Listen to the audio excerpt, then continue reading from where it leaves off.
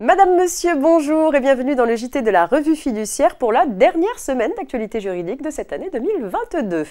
On commence tout de suite en découvrant les titres à la une de ce lundi 19 décembre. Stock ou immobilisation, hausse des prix de l'énergie cumule des aides pour les TPE-PME et déduction de cotisations patronales.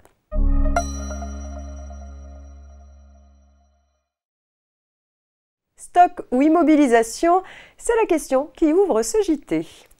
Une société dont l'activité principale consiste à promouvoir et développer une marque automobile de luxe acquiert des véhicules de démonstration neufs qu'elle comptabilise dans ses stocks. Lors d'un contrôle fiscal, un vérificateur remet en cause cette classification en stock, considérant qu'il s'agit d'actifs immobilisés. Par conséquent, la provision pour dépréciation qui a été déduite doit être réintégrée, ce que conteste la société qui porte l'affaire devant les juges.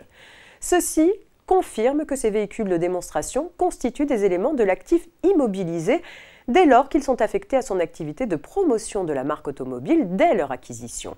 Peu importe que ces véhicules soient revendus à l'issue de leur utilisation, même moins de 12 mois après leur acquisition.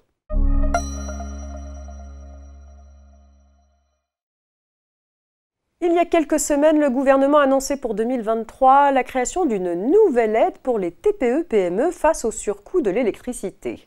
Destinée aux entreprises non protégées par le bouclier tarifaire, l'amortisseur électricité leur donne droit à une prise en charge par l'État d'une partie de leur facture. Dans le dispositif initialement présenté, les entreprises bénéficiaires de l'amortisseur électricité ne devaient plus avoir accès au guichet d'aide au paiement des factures d'électricité en 2023. Après consultation avec les entreprises et les organisations professionnelles représentatives, les pouvoirs publics décident finalement de renforcer le soutien instauré en faveur des TPE-PME. Les aides seraient donc cumulables pour les entreprises les plus touchées par la hausse des tarifs.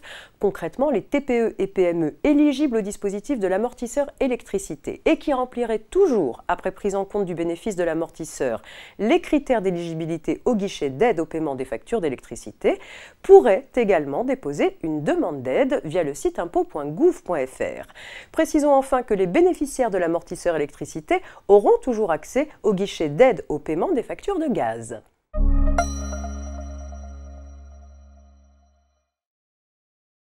Jusqu'au 30 septembre 2022, seuls les employeurs de moins de 20 salariés bénéficiaient d'une déduction forfaitaire de cotisation patronale pour les heures supplémentaires effectuées au-delà de la durée légale du travail. Cette aide concernait aussi les jours travaillés au-delà de 218 jours par an par les salariés en convention de forfait annuel en jours.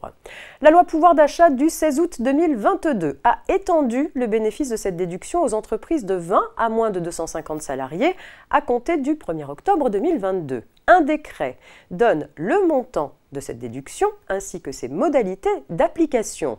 Comme le BOSS l'avait indiqué dans un communiqué de presse, le montant de la déduction de cotisation patronale des employeurs de 20 à moins de 250 salariés est égal à 0,50 centimes par heure supplémentaire effectuée à compter du 1er octobre 2022.